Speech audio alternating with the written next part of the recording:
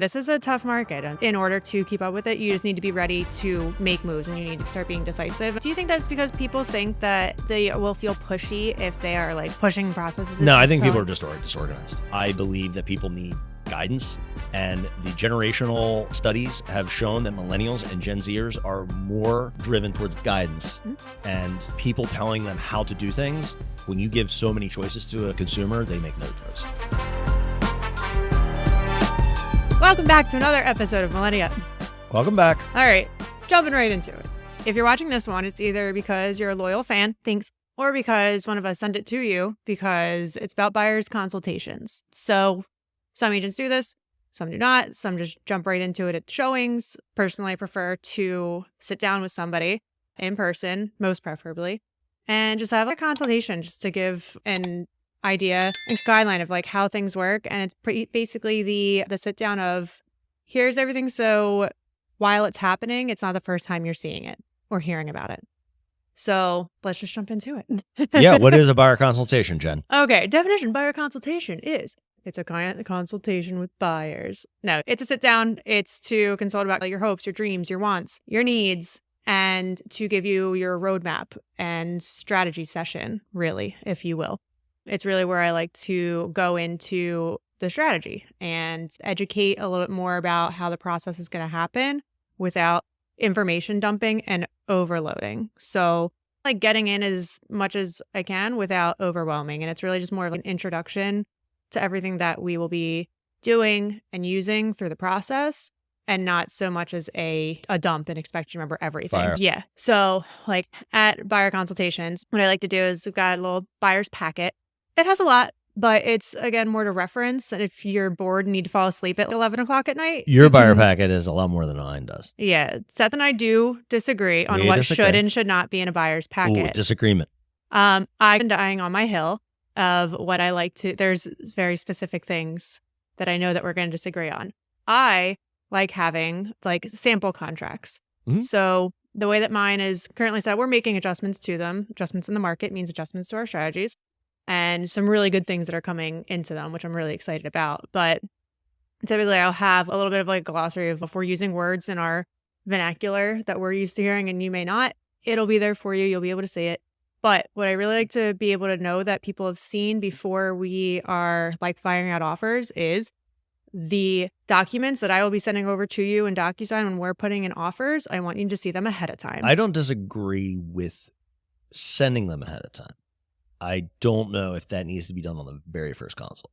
That's been my beef. That I think that documents are scary, and I think that they can be confusing, and there's not a lot of context at that first meeting. So my first meeting, I like to just have an open conversation. Yeah. I like to have a talk. I want to, like I always tell you, God gave you 2 ears and 1 mouth, and you use them in proportion. So I like to listen a lot. I just said that to somebody. It's a great line. It's a great line, and it's true. But no, I agree. So continue. I just wanted to disagree with you. Shocker. But no, not to say that we're going to go sit down at the table and I'm going to just fire out it. Yeah. And be like linebacker you with a bunch of information. Has a buyer ever asked you to go through an entire agreement of sale? So I went line by line. It took me an hour and a half. I had a mom of a client and he was 22. And she's, I want to go over the agreement of sale with you. I was like, sure. I set aside 15, 20 minutes. She's, I just want to let you know we're going through this line by line. I want to know what each paragraph says. And I did it. We skipped over timber rights. And coal rights. In Pennsylvania, there are coal rights, but not anywhere near where we work. But no, I had to go through each line. It was a lot. And she was here for it. The Pennsylvania agreement of sale is 14 pages. It's 14 just pages. So you know, single space, words aren't very big. And all written by attorneys. Yeah. So like I said, what I do in mine, I highlight the very key things that I'm going to need to know from you when putting out offers. So I will highlight the offer price. I will highlight the deposit money amount, your closing date, and which will pretty much really be subject to what your timeline is and the seller's timeline is. And I'll highlight inspections. And those are like the real big things of it. And then like as things happen, talk additional terms and stuff like that. But that's a different thing. It helps everybody because it helps that like when we're putting out an offer, we've already had this discussion. We've already talked about it. And I'm impatient. And when I send something out, I want it back really fast because chances are I don't have a lot of time from writing it to submitting it. And I want as few questions as possible when it's actually happening. So it is for you, but it's also for me. I'm sorry.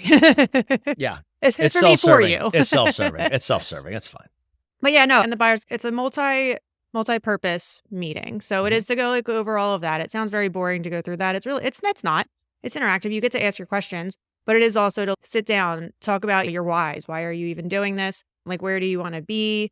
What's your timeline looking like? Or like, just answer your questions about, is this even for you? Like, it could be a buyer's consultation without you even buying in the immediate future. It could be, I would like to own a house. I don't know if that's really possible right now. And we have a consultation. We sit and talk about it. Your buyer consultation can look different depending on where you're at, but you could be more ready than you think. But it's your chance to be able to ask a lot of the questions or have questions answered that you didn't know you had. And just be able to sit down and just have an open conversation and get more information for yourself. And how do we do that, Jen? Our proprietary buyer questionnaire. Oh my God, I thought you were going to say by eating the elephant one bite at a time. No, I'm saving that one for later. Oh, thank God. Okay. Yes, the buyer questionnaire, our newly revamped and beautifully executed buyer questionnaire. Yes. How many pages? 4? Didn't we 5? Up it to, I thought it got to 7 now. Is it 7 pages? I think that's the God, new one. The old one was 5. We've think been we're working at 7 on so now. many of our processes and everything. I can't remember, but yeah. We have a buyer questionnaire. We have a seller questionnaire. We have a sliding scale visual. We've got a lot of tools. We have a lot of visual aids for people because that's how 80% of people are visual learners. You may use all of them. You may use some of them. You will use some of them, though, You will. for your benefits. What we're going to do with the consultation is there's buyer questionnaire. And so if there is more than one person purchasing, so like you and a spouse or whoever it is buying with you, you do it together. You don't each get your own. Do it together. It's a really good way to, you find out what you agree with each other on, and you also find out what you disagree on that you didn't know that you disagreed on. And it's a matter of like bringing every opinion that could be had in a home buying process from preferable locations. And there's a part in it that says like rank your top 6 places you want to live in priority order. And that's a really good time for you and your partner to be able to look at each other and say, oh, no, that I wanted to be here over there. And then there's some like, where do you really not want to be? And it helps align the purchasers and align us with the purchasers so that because nobody likes to waste time. You don't want to waste your time and you don't want to waste our time. That's the biggest pushback that we get, actually. And a lot of the reason why people who like want to buy, but then drag their feet on doing it is because they say they don't want to waste our time. This is the perfect tool to waste nobody's time because it gets everybody all on the same page and it avoids conflict at any point in this. Now, not to say that this doesn't change. So what you fill out at the very beginning and what you say you want or need or don't need, that's just a starting point in your baseline. Because then once we start getting out and seeing things, that's when your opinions might start changing. And a couple of times we've had some clients who have gotten a little stuck during their process. We send another one and have them fill it out again. Because then you find that after seeing certain things, your opinions start changing. They refine their wants and needs. They think they want something and then they realize that. And a lot of times we'll send it to help us, but a lot of times we send it to them so they can have enough sit down together. We generally probably know, but it's a conversation tool is what it ends up being. Do you send the buyer questionnaire before the consultation or do you send it after? Not after, because that's just another sit down. I said, no. Why not? Why not send it out of the gate and give somebody time to think? I don't require it back right away. Okay. But it's interesting how we do things slightly different. To each his own. Then there is a right and a wrong way, and obviously my way is the right way. Not do it is the wrong way. But no, and I'm curious to know what people think as far as what they'd prefer. But for me, and I don't mean for it to be pushy, I would just rather have people have the information and the time to think about it. And even like I tell people too, I'm like, listen, I'm sending this across for you to start thinking about, even if you don't write everything out. When we go to sit down together and to talk about it, I'll have it in front of me, you'll have it in front of you, and it's a topic of discussion. And we can fill it in as we go. The real magic happens, though, because we are able to send that questionnaire to our lender. So our lender also understands. That was a big thing I said. It was a couple of weeks ago when we were talking, and I said there were times where we ask our certain questions, whether it was the buyer questionnaire or we're just having our initial phone call to like introductory call, and the buyer or the client says to us like certain things, whatever the information is that we asked for, and then the lender has the lender call with them, and then just ends up being the exact same phone call, and it seems redundant, and then it is perceived that the lender and us don't talk to each other, but we do. And can we just streamline this? So, and it's annoying for the client to like have to say the exact same information over and over again. So typically I'll send the buyer questionnaire over in an email CC'd with the lender. And then when you send it back, everybody has the information. We can just skip that. If they're part of the reply all movement. Please be a part of the reply all movement. See, people. It's a movement I started. I'm very passionate about it. The corporate world is so divided on this, because if you're in like a big corporation, it's like, please don't reply all, because like they can spiral out of control. But in real estate, we love reply all. I love reply all. The reply all is great because it keeps everyone, and it saves everyone from extra text and again explaining everything once again. So we really try to condense. There was even a situation recently where somebody was not a part of the reply all movement. It only went to me. It didn't go to Seth, and I got in trouble because I got it and he didn't, and I missed it. And oopsie poopsie. Yeah. So reply all movement, please. Reply all with Jen. Just reply all. Just say and don't call her Jenny. Don't even. And make sure you spell her name with 2 N's and not 1. Yeah. Everything in Millennia Up is double N. Jen is double N. Millennia Up, double L, double N, double P. Yeah. No, but we have done spent a lot of time in the last 2 years streamlining our processes, because we have lots of clients and we want to give them the best care possible, but we need to make it manageable for ourselves. So we have integrated the entire onboarding process with our lender, so everybody knows what's going on. Everybody has an idea. We get on our calls with the lender when you have your initial call, because again, it's a two-way street. There's no sense in you telling the lender, I'm having a call with the lender later. And I said, yeah, I know, I'll be there. Yeah, I'll be there. The ghost in the background. Yeah, because there's no sense in you having a call with the lender and then the lender reports back. And we were doing that. And I just said to our lender, I said, this is ridiculous. Like, why don't we all take the 15 minutes for that first call? And then there's a second call with our lender, which is really going over numbers. We go over a sample property, that type of thing. That's really where the magic happens, because after that call is when we get our marching orders to shop.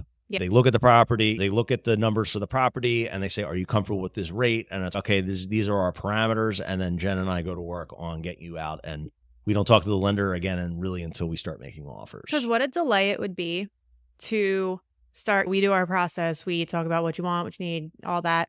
We start going to see things and then find that what we're seeing is not anything that you... It's just solely inefficient. It's not a proper way to take a consumer through an experience. And there are lots of areas where we can vary our approach, not only with the properties that we buy, show you, and the loan products we have, but we really stick to this process to make it as easy for you as it can possibly be, because you're busy. You do this maybe 3 to 4 times in your life. And to get you as prepared as possible too. Yeah. This is a tough market. I'm not going to lie about it. And I always tell people, like, the market moves fast, but so do I. I'm not intimidated by it, but in order to keep up with it, you just need to be ready to make moves, and you need to start being decisive. And all of these things are to be able to put you in a position to be decisive, but well educated in order to be decisive and not make rash decisions or things that you haven't thought about. Yeah, because that all catches up with you. You put in you find something in 2 days, you put in an offer, there's always that little voice in the back of your head, but we can in 24 hours get you really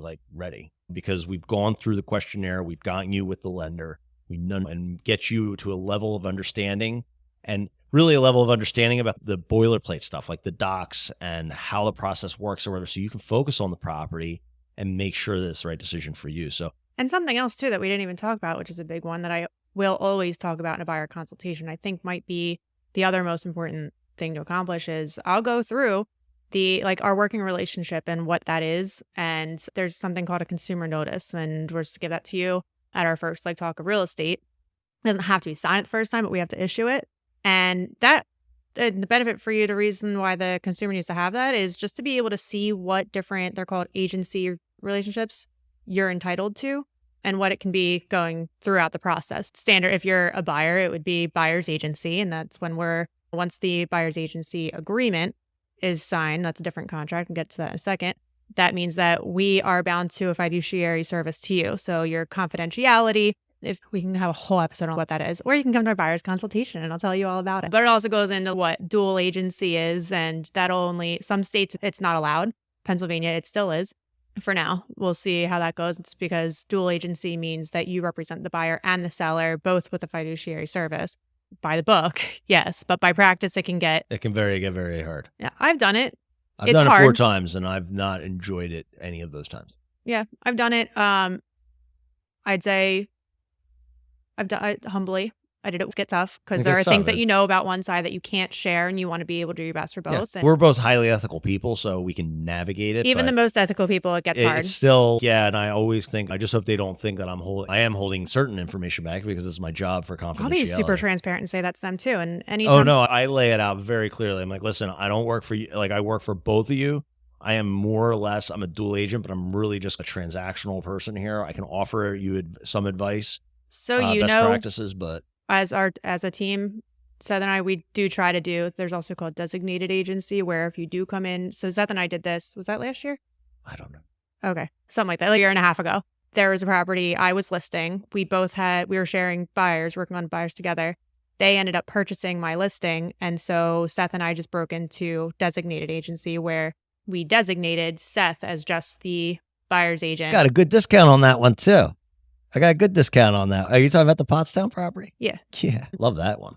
Yeah. Okay. It was reasonable. I got a deal for the client, which I liked. And I got the house sold for my client. And that's right. But yeah, no. So they also got a full inspection report that was done before they came in. I know. That's why I loved it. I didn't have to do anything.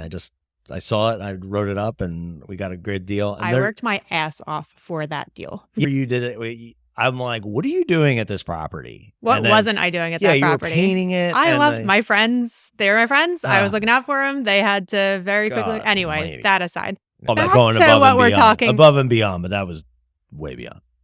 Above and to infinity and beyond. Just call me Buzz Lightyear. But yeah, getting back to what the document we're talking about is, so we will briefly explain that, and then also go into what our working relationship is, the services that we're providing, what you're receiving, and then we'll be transparent. How do we get paid? We're going to talk about that too. So, the standard is that the seller pays buyer's agent commission. Sometimes they don't. I'd rather get all that up front with you and show you the lines of what explains it and in what scenarios each would start activating the other. Those are really important things to go over in a buyer consultation. And then we get into your wants, hopes, dreams, blah, blah, blah, blah, blah, blah. Yeah. So no, I think that this was important to go over. I feel like the real estate industry, some of the agents that I encounter, they fly by the seat of their pants. And when I talk to people that don't use me, they're obviously crazy off their meds. But in the end, I feel that there's a lot of realtors out there without a process. It's all, hey, yeah, that sounds good. Let's get you hooked up with the lender and we'll get you out and we'll feel it out as we go or whatever. And it's like, this market, at least in the greater Philadelphia area. I feel it. Do you think that it's because people think that they will feel pushy if they are like pushing processes? No, I think people are just disorganized. And I also think that there are a lot of realtors out there who don't do nearly the amount of business we do. And like they can afford to clumsily and disorganizedly, if that's a word, get through and like muddle through with a client. I respect people's time too much. I believe that people need guidance. And the generational studies have shown that millennials and Gen Zers are more driven towards guidance and people telling them how to do things. Everyone thought millennials were just going to be like these, I'll just get on my app and follow the bot and he's going to tell me everything I want to do. And that's not at all the case. And we work so much with young people that we had to develop a process here to get people like through these initial stages of home buying. And we have a home selling side too. That's not what we're not going to talk about here, but I have too much respect for people's time and I want people to be happy. And I don't want them going to bed like wondering about this, wondering about that. And there will be those instances just because things pop up during a real estate transaction, but I want people to feel like they are well cared for. And also I want to make our lives not miserable by having a bunch of questions from left field all day, every day. From clients or find out something like 2 months down the road that could have been found out in 5 minutes. Yeah, like we have a client that we're working with who we didn't realize has a mother who might be coming to visit, and that has implications for the house that they want to buy. Even through our process, I don't think we really got a hold of that until maybe our third showing. But then once we did, it changed the way we were looking at property. We bring up different things at properties. There are realtors who will show 10 properties before they really truly know what the buyer's looking for. And they say, let's just go out and just explore and discover. It also gets really confusing for you. Like, I really like to cap showings at tops for a day, and not because I can't keep going, but it's like you start confusing them together, and it's, oh, which one was that? Oh, what? And then you start like merging like houses together. And was that the one that had this? And it just, it becomes a lot to process and remember. In the Philadelphia market, you're really lucky if you even have more than 4. But what you're talking about is the paradox of choice. Like when you give so many choices to a consumer, they make no choice. And a lot of that has to do with the fact that the confused mind says no. But the brain, if it's overwhelmed with options, it tends to shut down. So that is something where whether you're showing them lots of property or they're confused and don't know what they're looking for in the first place, it's like you can spend so much extra time in the car out seeing property, sending lots of fee sheets to the lender and all that good stuff. So I'm really proud of what we've created. I think it's going to be 2024 is going to be busy, just like the last few years have been. And anybody who needs help, that's what we're here for. Yeah. And if you're curious about what all goes into these sheets and packets that we have, just reach out. Happy to go through them and show what we've come up with. Ever-changing market means ever-changing processes. It's about to come a time where, you know, the more that you have to offer to be able to help the consumer, and it helps everybody, the more well off everybody is going to be. So Brian Buffini, who's a real estate coach, he's been saying for the last 2 years, and he's absolutely right. Saying this is becoming a professionals market.